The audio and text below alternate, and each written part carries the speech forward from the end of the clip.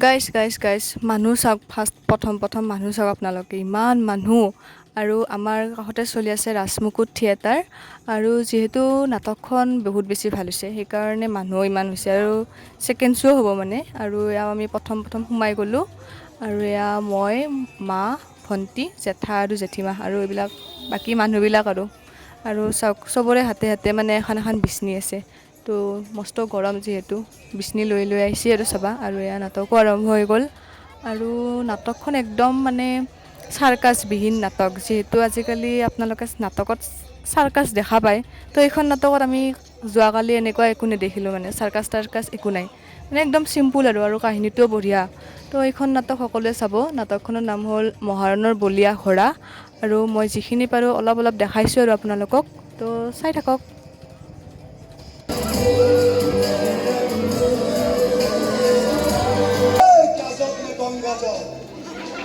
আমাৰ হাৰ্ডিত পানী জমা হৈ থকা বুলি ভাবিছা হা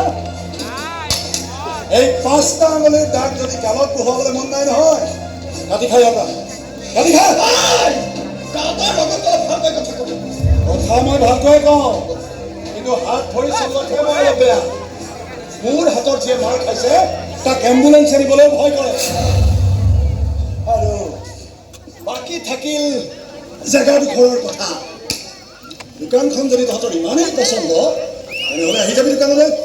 দাদাই এনেও মাল জোখাকৈ ল'ৰা বিচাৰি আছে তহঁতকে ৰাখি থ'ব পাৰিব দৰমহা মাহে 1000 আহি আছ তই কি আমাক দোকানৰ মাল জোখাকৈ ৰাখিবি হা কি বুলি ভাবিছ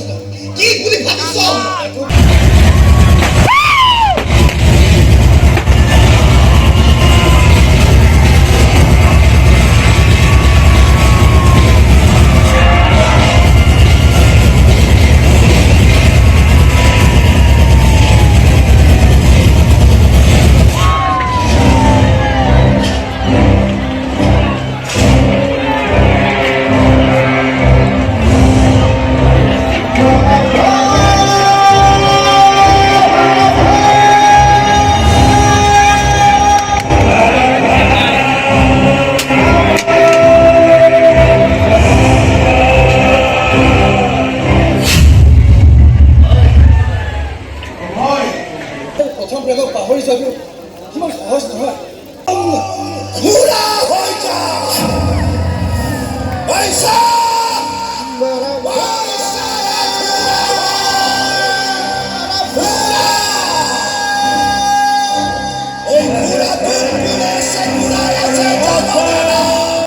তাইক কথাই থৈ গৈছিলো